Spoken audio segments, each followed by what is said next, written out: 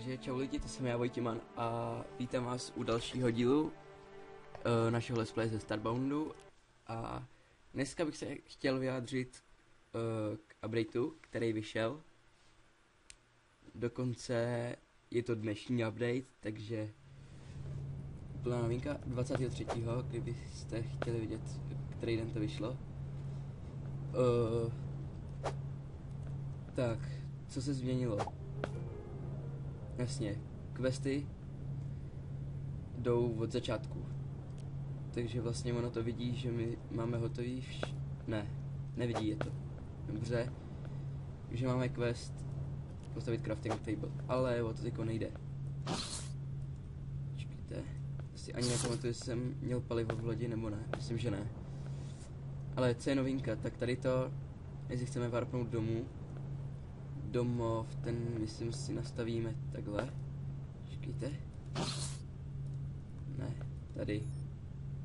Když si sedneme sem, klikneme na planetu a dáme set home, tak je to naše domovní planeta. Nejspíš. Další novinka je, že když se warpneme na planetu, tak první, čeho si můžete všimnout, je, že je nově vygenerovaná. Samozřejmě hra si prostě řekla, aha, tak ten už to měl rozehraný. Dobře, tak to vyresetujeme. Planety se vyrestartovaly, ale postavičky ne. Takže aspoň to minimum, co jsme měli v inventáři, nám zůstalo. Jo, dobrý, tak to jsou hodný, takže začnu točit. Pak další, co jsem si všiml, když jsem byl na své hlavní postavě, takže myslím, nový item přibyl, nebo určitě jich přibyl víc, ale tady to byl takový asi nejlepší, který jsem si všiml.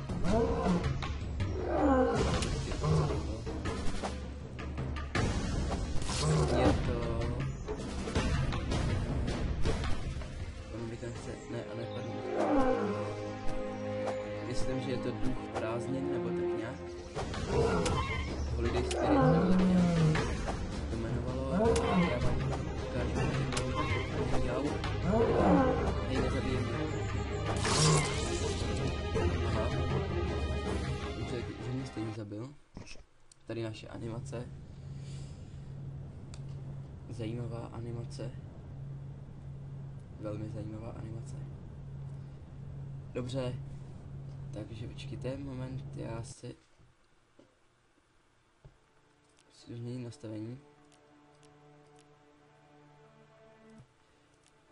Ale je to pro vás, abyste se koukali na video, který nemá lagy. Tak, mu to bude lepší ty FPSka. Tak já se jdu na planetu. Tak. Dobře, vidíte otvory, který já jsem ještě nepotkal, co potřebuju. A Holiday Spirit se to jmenuje. Přesně tak, jak jsem říkal. Essence of Holiday Spirit in purest form. Takže vlastně, že je to esence prázdnin v nejčistější podobě. Vůbec nevím, co to má jakože dělat, nebo jestli jako mě to má obšťastnit, nebo já nevím. Třeba mám mít radost, že to má třeba to vzácně. Ne, to nevím vzácně, myslím, že to vypadá, ale jako teďka nevím, proč to je, co se s tím dá dělat. Nevím, ale já zatím, co tady vykládám, co všecko je novýho, tak docházím tu planetku, zadám nějaký dungeon, protože do svých hlavní postavy jsem našel jakýsi dva tady, kde byla tu kladole, což mě potěšilo, tady to je. Tak vezmu si to, ale nezdá se mi to nějak moc moc lepší než tyhle ty vidla. Tak ale třeba najde něco lepší. Co je tohle? Red peta. Jo. Tak to bude určitě nějaký barvivo. Nebo aspoň nějaký zdroj barviva.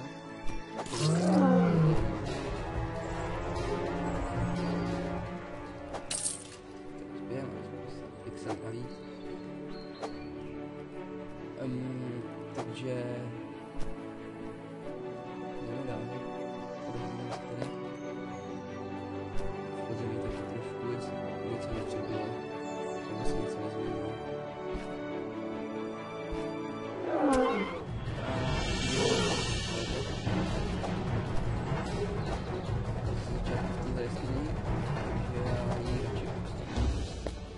Protože nechci zase přijít život mimo pixely. Tak je to zajímavě zamotaný. Důvody už nevidět. Ale tam bych dala se koukám. Plánuji, že bych možná můj počítač, který je trošku chvílejší.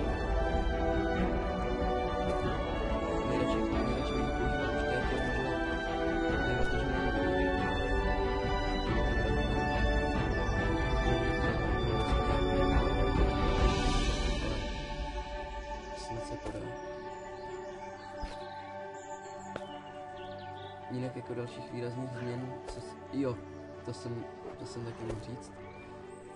Buď mi to tak jenom připadá, nebo to je změna. Přijde mi, že vyskočím mnohem vejš. Oproti předchozí verzi.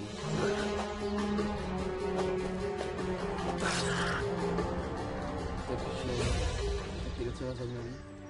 Jo, tohle není kopnost. Baterku.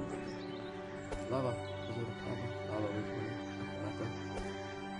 Vypadá to, že jsme dokonce i na jiné planetě, že se pod náma vygenerovala jiná planeta. Jakože úplně i teď jinak. A tohle, co jsem nechtěl. Jo, možná jo. Diamantová truhla. Počkejte. Úspěch. Tak tohle, co nevím, co vůbec dokáže udělat, ale je to nějaký blueprint. Takže budeme moct craftit nějakou věc navíc. Ale vůbec nevím. No, nevíme, co stejně. Později, tak. A teď tady přejdeme tady to. Území láví, můžeme si další truhlu. Se vybereme a jo, barvení. Akorát nevím, co s tím dá dělat, možná obrovovat uložení. Co já nevím. To musí být pravdě moc víc. Tam právě to. Chytrej. Já jsem velmi chytrej. Tak ale tenhle díl ještě nebudeme nějak protahovat. Bude to díl čistě o tom, že si popovídáme o tom novém updateu. Co se změnilo? Jo, taky rovnou mě to spawnulo tady na planetě, a ne v lodi vesmírný.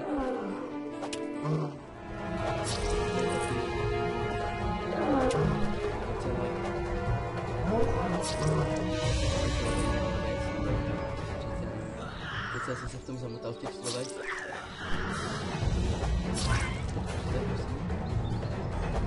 Tak. Ale teďko se vydáme dál. Třeba zvýšili taky to je, přesto si myslím, že to je u těch truhly. To je možný. Protože tolik jsem jich fakt dřív nepotkával. Nebo dřív. Co jsem si to zapomněl.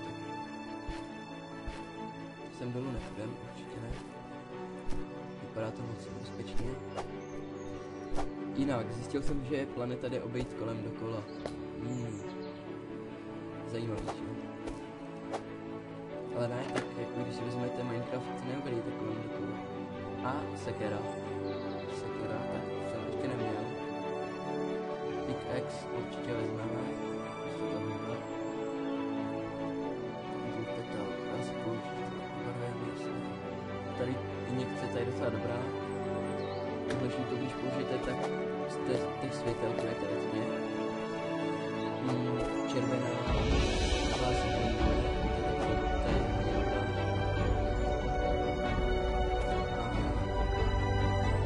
Jo, tady to by mělo fungovat. Takže se mi stalo, že to je nejvyšší, takže já... Je to zkušené. A vlastně vybouchlo to. Takže jsem byl blíž, protože tam hraje ty. No, možná by mi to vydavilo, já nevím. To už si... nepřesně ale... tak stojí to za to. Když skončí to, jestli vlastně doplníte životy. Nebo vás to zabije. Jo, dobře, takže tady tu jsem potkal na svojí hlavní postavě. Počkejte, nechceš? Ne, tak jsem potkal někoho jiného. Dobře, ale... NPCčka? To zní dobře. Počkejte, já vás tady...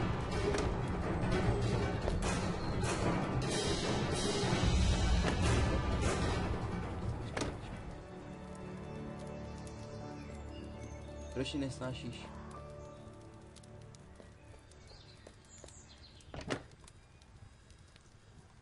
No nevadí, já jim to tady jakože vykradu všecko. Takhle hezky. Tu stýlku se rovnou vyspíme, se dohýlujeme trošku.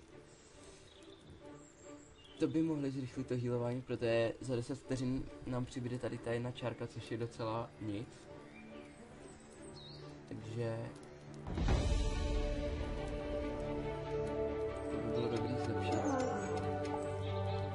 Takhle skřínku budeme víc. Počkejte. Molotov, dobře, bereme. Poprvo. Bereme. A crafting table taky bereme. Splněný quest, vidíte, super. Jídlo. To už máme ukončený v inventáři, takže super, to máme taky splněný quest. A pec máme dobře.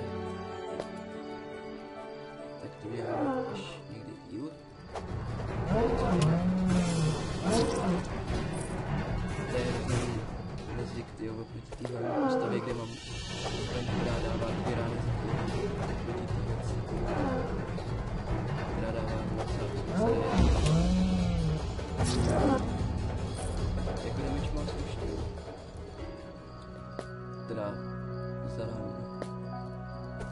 Jinak DPS to má větší, asi tam to mají víc, co mám na hlavní postavě, ale to vás asi teďko nebude zajímat. Na postavě?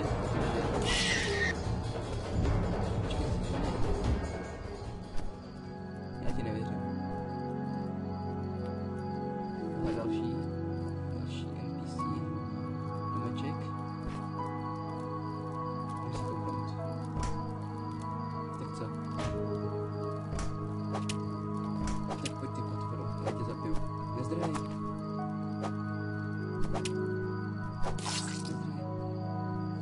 Medical kit, jasně, takže sebrali jsme něco, co nás bude hlovat, když to nejspíš použijeme. To je pěkný. A počkejte, já nevěřím tady těm budákům, co je to? Dobrý, můžu jim věřit. Nezabijeme. Hudba se taky docela změnila, teda zdá se mi, že se změnila. Trošku jiná hraje. A vidíte, že nám jde teplota dolů. Jo, v minulém videu jsem vám řekl, že to je nějaká unavenost nebo něco takového. Ne, není to tak. Je to teplota. Takže vlastně, když jste, myslím, že u zapálený torčky nebo u ohňku, tak vám teplota roste. Dostává se do normálu, tak. Ne, že byste měli pak horečku třeba. Ale já bych použil ten medical kit. Jo, to mě to staví změnil. Tak nevadí. To jsou podpory, které jsem ještě nikdy potkal. Tady to jsem potkal akorát v celé podobě.